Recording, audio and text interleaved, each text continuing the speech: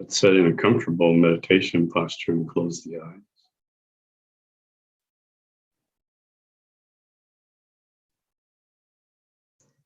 Putting the attention on the silence that is always there deep in the mind. Connect with that deep inner silence. This is the silent witness. You are the silent witness. Now, from this perspective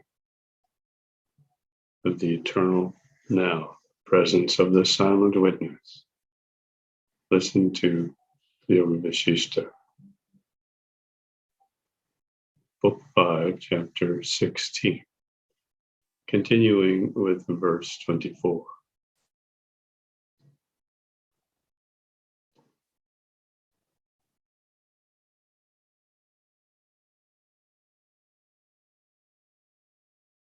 He is pervaded by his omniscience, and not by the ignorance called illusion, Maya. The Spirit of God fills the universe, like the water of the ocean fills the deep. The Spirit of God stretches from the highest heaven to the lowest abyss of the infernal regions. Therefore,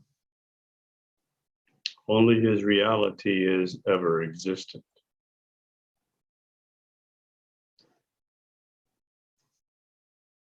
No real world exists at any time.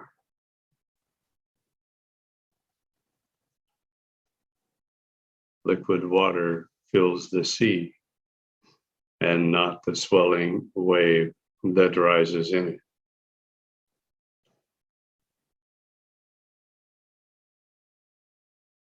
As bracelets and armlets are nothing other than gold,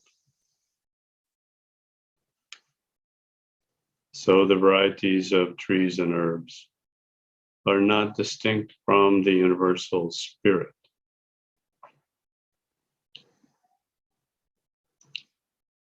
It is the one and same omnipotence of Supreme Spirit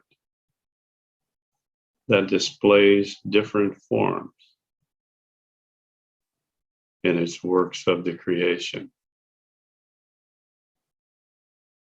or sorry for anything belonging to you or another. Do not feel delighted or dejected at any gains or loss that may happen to occur to you. You have an even disposition and rely on your spiritual concerns and dualities in your worldly affairs. Beware of falling into the hidden holes of this world in your pursuit of varieties of objects. Do not be like an elephant falling into a hidden pit in the forest. O Ram of great soul, there cannot be a duality as it is thought in the mind. O Ram of enlightened soul, there cannot be any unity or duality of the soul. The true essence is ever existent, without unity or duality.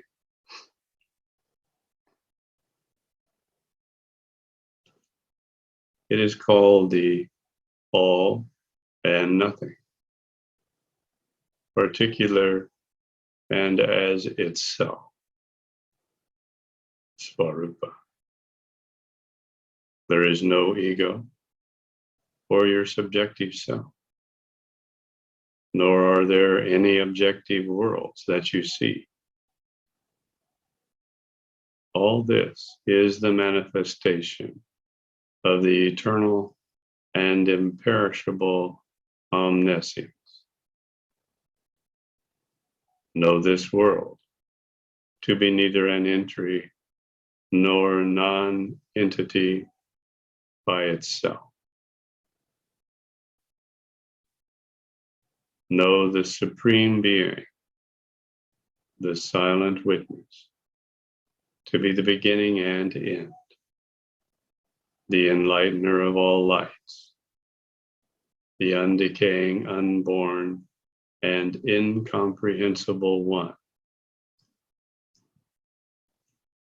He is without part and without change in him. He is beyond imagination and beyond all the imaginary objects about us.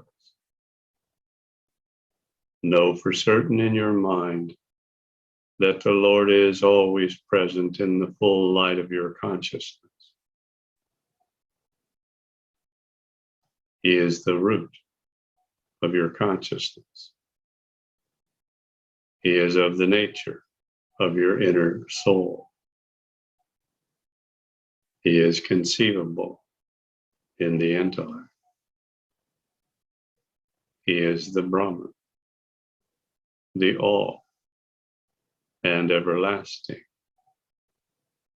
the all-pervading, the subjective I and the objective you, and this world.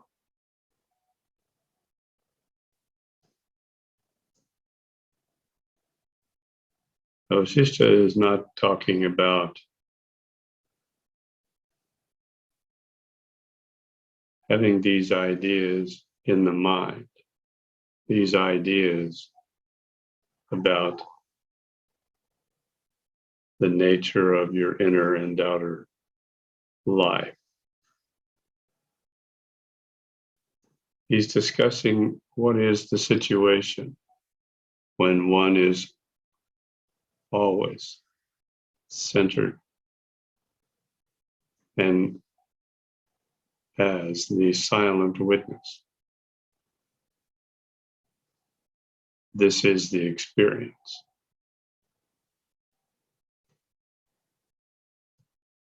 This is the experience of moksha. It's not something you can pretend to have or create by thinking about it. It arises spontaneously when one becomes the silent witness,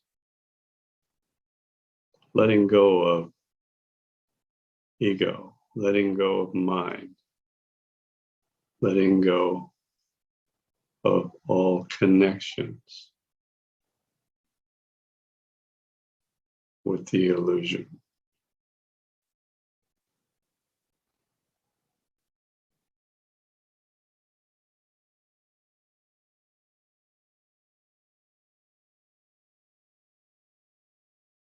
Chapter 18, Living Liberation or True Joy of Man. Everything is connected. Vasishtha continued. I will now describe the nature of those great men who conduct themselves in this world with their desires under their control and whose minds are not blemished by evil inclinations. The sage whose mind is freed in this lifetime conducts himself unconcerned in this world. He smiles secure at its occurrences and is regardless of the first, last, and middle stages of his life. He is attentive to his present business and unmindful of every other object about him. He is devoid of cares and desires. and his thought is only of his internal reflections. He is free from anxiety in all places, who tolerates whatever he happens to meet. He sees the light of reason in his soul and walks in the romantic gardens of his thoughts. He who is neither elated nor depressed in any state of his life, who does not fall down under any circumstance, rests in transcendental bliss with prospects as bright as the cooling beams of the full moon, whose generosity and courage do not forsake him, even when he is troubled by his bitterest enemies, and who is observant of his duties to his superiors. Such a man is not dejected in this world, who neither rejoices nor laments at his lot, who neither envies nor yearns after the fortune of another, but pursues his own business in quiet silence,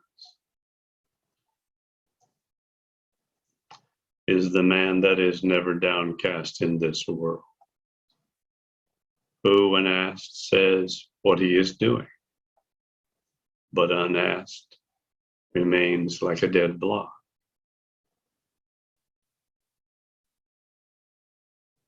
And who is free from desire and disgust.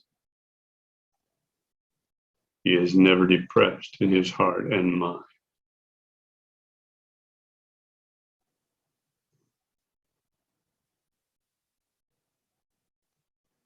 He speaks agreeably to everyone and gently utters what he is required to say.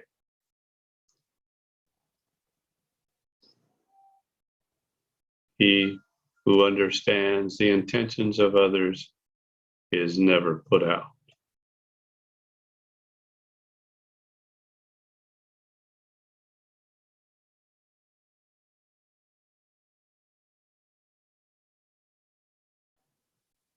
He sees the right and wrong dealings of men and the acts of the depraved desires of their minds. Knowing all human affairs as clearly as looking in a mirror, in his hand he holds his peace with everyone, standing on his firm footing of detachment, and knowing the frailty of worldly things, he smiles at the changing fortunes of nature with the cold rigidity of his heart. From such is the nature of the great souls who have subdued their minds and know the course of nature, as I have described to you. These are the Jivan Mukti, living in moksha, always established in the silent witness, always established as the silent witness. I am unable to describe the fond beliefs of the minds of the ignorant populace who are plunged in the mud of their sensual enjoyment.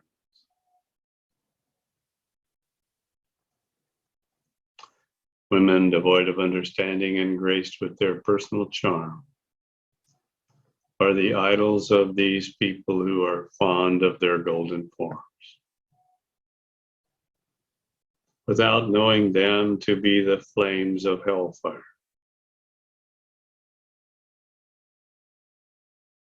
Wealth, the fond object of foolish people, is filled with every ill and evil desire. Its pleasure is poison and produces misery. Prosperity is full with danger. Use of wealth to do meritorious deeds and various acts of piety is also filled with a great many evils, which I do not have the power to recount.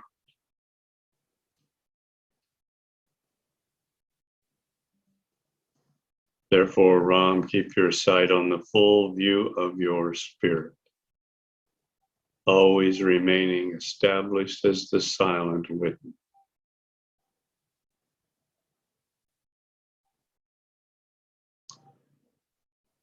Retract from the external phenomena and internal thoughts. Conduct yourself in this world as those who are liberated in this lifetime, being free from all your inner passions and feelings of affection, having given up all your desires and expectations. Continue performing your outward duties in this world. Follow all your duties in life with a noble flexibility of your disposition, but preserve the philosophic renunciation of everything in your mind and conduct yourself accordingly in this world.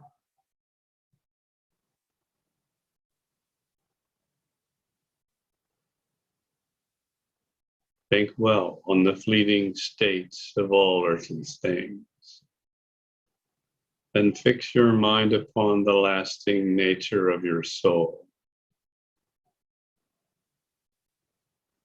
Thus conduct yourself in this transitory stage of being enlightened in a human form, with always the connection firmly there. You are the silent witness.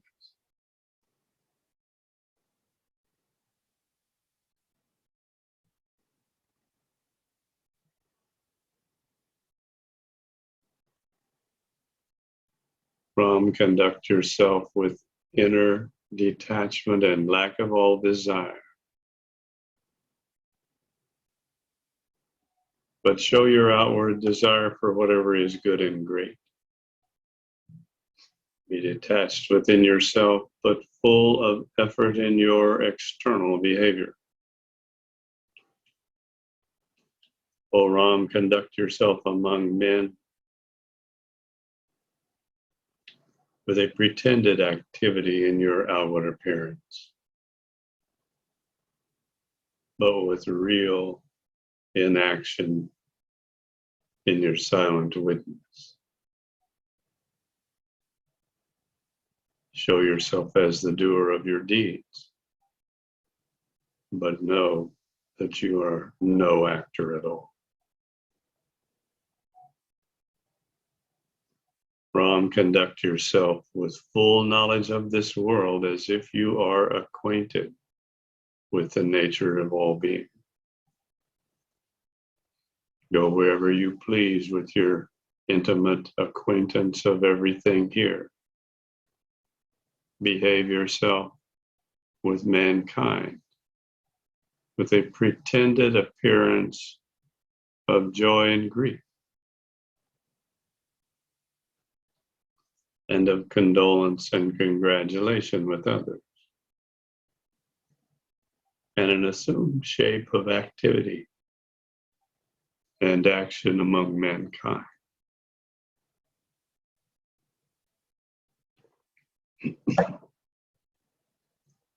Manage yourself, O Ram, with full possession of your mind, unaffected by pride or vanity, as if it were as clear as the spotless sky.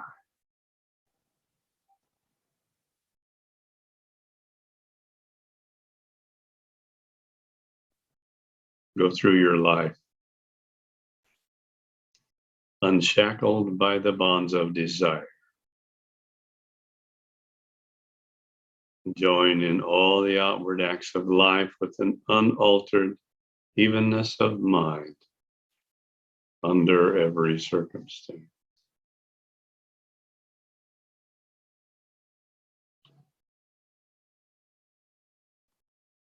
Now continue established as the silent witness.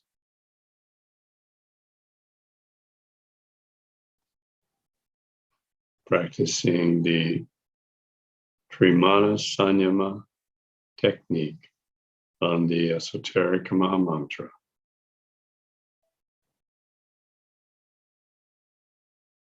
Letting go and balancing of all karmic traces that have been touched and enlivened by today's reading.